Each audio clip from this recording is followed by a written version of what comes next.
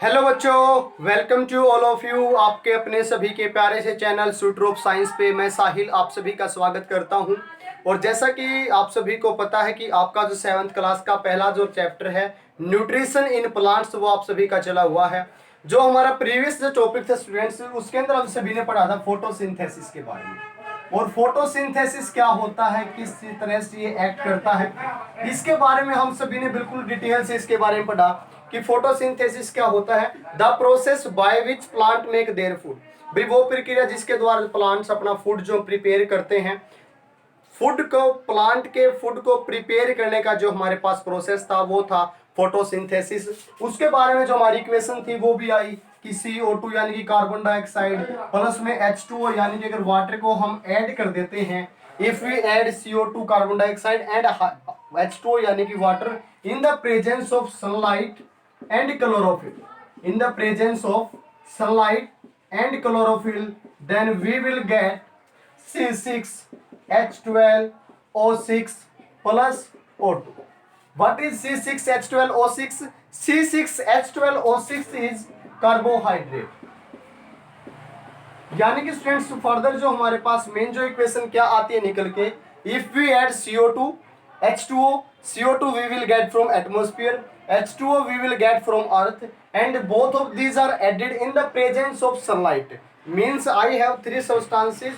First one is CO2, H2O and sunlight, and these all or processes can be conducted within the presence of chlorophyll, यानी कि chlorophyll के presence में सारे के सारे कार्य किए जाएंगे।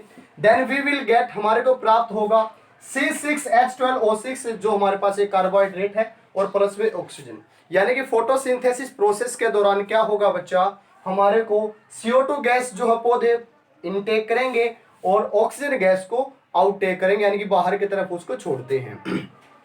अब जो हमने सभी ने मेन जो पढ़ा कि फोटोसिंथेसिस के लिए पौधे का एक मोस्ट इंपोर्टेंट पार्ट होता है क्लोरोफिल। मोस्ट इंपोर्टेंट पार्ट क्या होता है, क्लोरोफिल होता है। और क्लोरोफिल के दो मेन फंक्शंस हमने पढ़े। पहला फंक्शन क्या था बच्चा, क्लोरोफिल का सबसे मेन जो पहला जो फंक्शन था वो ये था कि ये ग्रीन कलर के लिए रिस्पॉन्सिबल होता है। It is responsible for green colour of leaves, यानी कि ये रेस्पॉन्सिबल होता है पौधे की पत्तियों को हरा रंग देने के लिए। क्या बोला बच्चा, क्लोरोफिल का सबसे मेन फंक्शन क्या है, it is responsible for the green colour of leaves.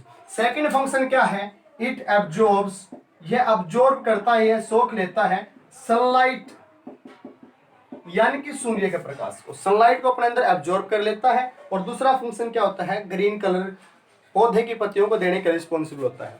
अब जो मेन जो क्वेश्चन क्या आता है बच्चा कि काफी सारे जो मोस्टली प्लांट्स के अंदर क्लोरोफिल पाया जाता है, लेकिन there are also some type of plants are also present in our atmosphere that do not have chlorophyll, then how will they prepare their food, what are the method to prepare their food. यानी कि हिंदी में अगर मैं इसको translate करता हूं तो काफी सारे हमारे पास प्लांट्स ऐसे भी होते हैं जिनके पास अपना क्लोरोफिल नहीं प्रेजेंट होता। काफी सारे प्लांट्स ऐसे भी पाए जाते हैं जिनके अंदर क्लोरोफिल प्रेजेंट नहीं होता, तो फिर वो अपना भोजन कैसे बनाते हैं। यानी कि स्टूडेंट्स तो हमारे पास मेन सॉल्यूशन क्या आएगा निकल के, सबसे पहले तो मैं आपको ये बताता हूं कि कौन सा प्लांट ऐसा है जिसके अंदर क्लोरोफिल नहीं पाया जाता है। और वो प्लांट होता हमारे पास कुस्कटा का प्लांट। कुस्कटा को सिंपल लैंग्वेज के अंदर क्या बोला जाता है, अमरबेल।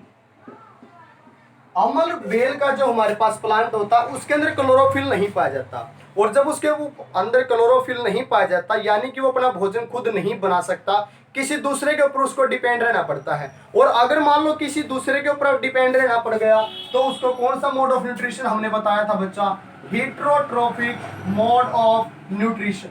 कौन सा मोड ऑफ न्यूट्रिशन हो गया, हेटेरोट्रोफिक मोड ऑफ न्यूट्रिशन।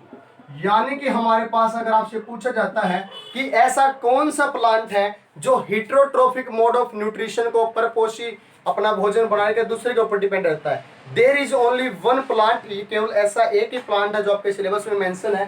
कुस्कटा या अमरबेल का जो प्लांट है वो हमारे पास अपना भोजन बनाने के लिए, अपना फूड को प्रिपेयर करने के लिए किसके ऊपर डिपेंड रहता है, दूसरे प्लांट के ऊपर डिपेंड रहता है। किस तरह से डिपेंड रहता है कि इसकी जो बेल होती है वो किसी दूसरे ट्री के ऊपर, किसी दूसरे पेड़ के ऊपर वो चढ़ जाती है, ऊपरी तरफ क्लाइंब करती है, और जिस पेड़ के ऊपर वो क्लाइंब करती है, जिस ट्री के ऊपर वो क्लाइंब करती है, चढ़ती है, उस ट्री को बोला जाता है होस्ट। यानी कि बेसिकली क्या होता है बच्चा कि कसकटा या अमरबेल का जो प्लांट है, उसकी जो बेल जो होती है वो किसी दूसरे प्लांट के ऊपर क्लाइंब कर जाती है, यानी कि होस्ट जो ट्री है, जो पेड़ के ऊपर वो चढ़ रही है, उसके ऊपर वो चढ़ जाती है, क्लाइंब कर जाती है, और फिर उसी पेड़ से जितना भोजन वो पेड़ बनाता, उसी पौधे के बनाए हुए भोजन से अपना भोजन वो कलेक्ट कर लेती है। यानी कि अपने भोजन के लिए वो किसी दूसरे प्लांट के ऊपर डिपेंड करती है, उसके ऊपर क्लाइंब करके, और जिस प्लांट के ऊपर, जिस ट्री के ऊपर वो क्लाइंब करेगी, उस प्लांट को क्या बोला जाएगा, उस ट्री को क्या बोला जाएगा, होस्ट बोला जाएगा। क्या बोला जाएगा बच्चा, होस्ट बोला जाएगा।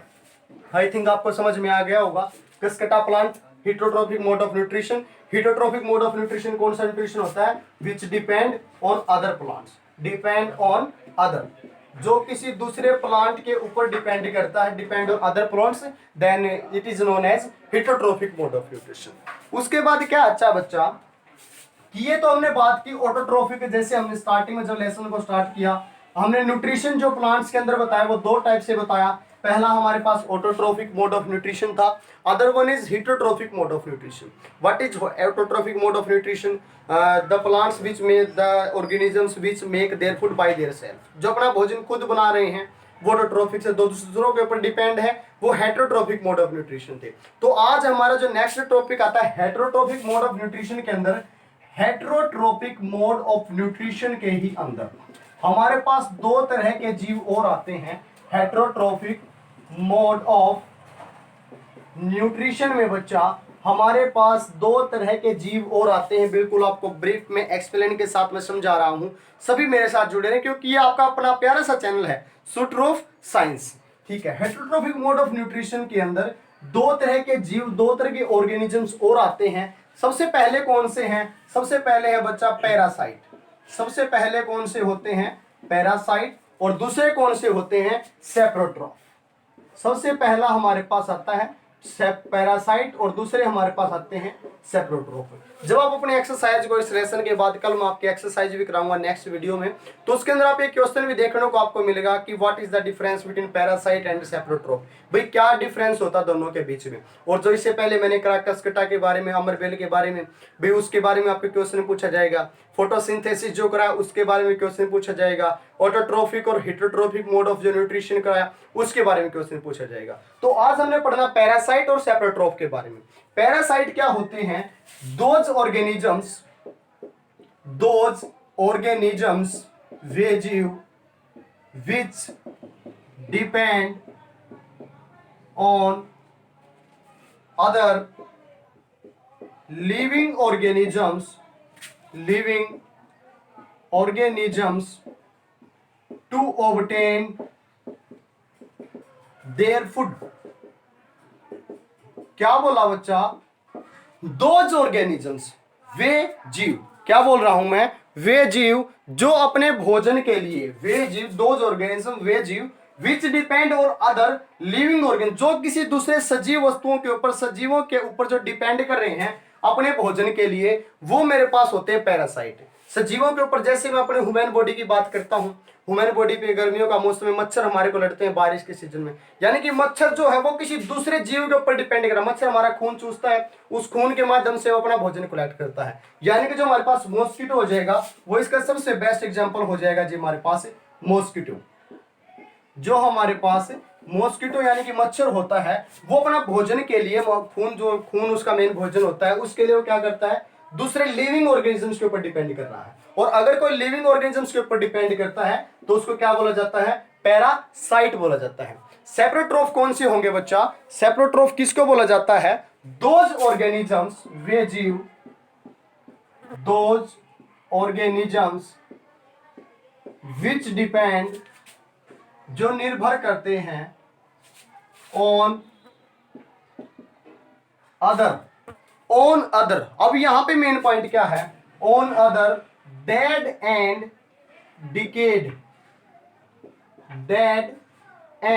डिकेड एनिमल्स और ऑर्गेनिजम्स।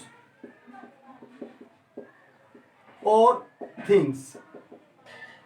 यानी कि दोनों के अंदर मेन डिफरेंस क्या है, पैरासाइट जो होंगे वो डिपेंड करेंगे लिविंग थिंग्स के ऊपर, सेप्रोट्रोफ किसके ऊपर डिपेंड करेंगे, डेड और डिकेड, यानी कि जो चीजें खत्म हो चुकी हैं, मर गई हैं या खराब हो चुकी हैं। जैसे अक्सर आपने देखा होगा जो हमारी ब्रेड होती है, ब्रेड के ऊपर फंजाई वगैरह फफूंदी लग जाती है जिसको फूई बोला जाता है, वो जो लग जाती है उससे क्या होता है कि वो जो भोजन वो खराब हो जाता है। और कई बार आप घरों के अंदर जब कोई भोजन खराब हो जाता है तो उसके ऊपर इंसेक्ट जो कीड़े मकोड़े जो है वो आ जाते हैं, कीड़ियां वगैरह चींटियां वगैरह आ जाती हैं, या हमारे पास जो कीड़े से आ जाते हैं, जो उसके जी आ जाते हैं, जो छोटे छोटे कीड़े इंसेक्ट्स हमारे को देखने को मिलते हैं, यानी कि वे सारे के सारे सेप्रोट्रोफ्स की कैटेगरी में आएंगे। सेप्रोट्रोफ कौन से होंगे, जो अपने भोजन के लिए डेड और डिकेड एनिमल्स के ऊपर डिपेंड कर रहे हैं, मरे हुए जीवों के ऊपर डिपेंड कर रहे हैं। और इसका मेरे पास एग्जांपल क्या हो जाएगा, जैसे मैंने अभी बताया कि ब्रेड के ऊपर लग जाती है फंजाई यानी कि कवक, यानी कि सबसे पहला एग्जांपल क्या हो जाएगा बच्चा, फंजाई हो जाएगा। और दूसरा जो मेरे पास मरे हुओं के ऊपर बैक्टीरिया वगैरह भी पनप जाए तो बैक्टीरिया मेरे पास इसका सिंपल एग्जांपल हो जाएगा। दोबारा फिर से बता रहा हूं, पैरासाइट और सेप्रोट्रोफ हमारे पास पेपर में कई बार पूछा जाता है। पैरासाइट कौन सा होता है, जो लिविंग ऑर्गेनिजम्स के ऊपर डिपेंड कर रहा है, जैसे हमारे पास मॉस्किटो। सेप्रोट्रोफ कौन सा होगा, जो अपना भोजन के लिए डेड और डिकेड के ऊपर डिपेंड कर रहा है, उसका एग्जांपल क्या हो जाएगा, फंजाई और बैक्टीरिया। ये थे बच्चा आपके दोनों पैरासाइट और सेप्रोट्रोफ के बीच में। आई होप आप सभी ने स्क्रीनशॉट भी ले सकते हैं बीच में और इसको इजीली लिख भी सकते हैं। उसके बाद नेक्स्ट क्या आता है बच्चा हमारे पास कि कई सारे प्लांट ऐसे भी हैं, जैसे हमने 3 तरह के जीवों के बारे में आपको क्लास की स्टार्टिंग में बताया था कि जी हर्बीवोर्स, कार्निवोर्स और ओमनिवोर्स। अभी कई सारे प्लांट्स हमारे पास कार्निवोर्स भी हैं। कार्निवोर्स से मेरा मतलब क्या है, यानी कि वो अपने भोजन के लिए फ्लैश यानी कि मांस और फ्लैश और मीट, इन सारी चीजों के ऊपर डिपेंड करते हैं। जैसे मैं आपको एग्जांपल देता हूं, एक हमारे पास पिक्चर प्लांट होता है। पिक्चर प्लांट कैसा प्लांट होता है, पिक्चर प्लांट, पिक्चर एक पौधा पाया जाता है। पिक्चर प्लांट का मेन फंक्शन क्या होता है, किस तरह की उसकी जो आकृति हो, जैसे सुराही हमने गांव के अंदर देखी होगी, इसका आकार किस तरह का होता है, सुराही जैसा होता है। सुराही के आकार का जो पिक्चर प्लांट है किसके आकार का होता है, सुराही या मटके जैसे आकार का पोट जो हमारे घरों के अंदर उस तरह का आकार इसका होता है।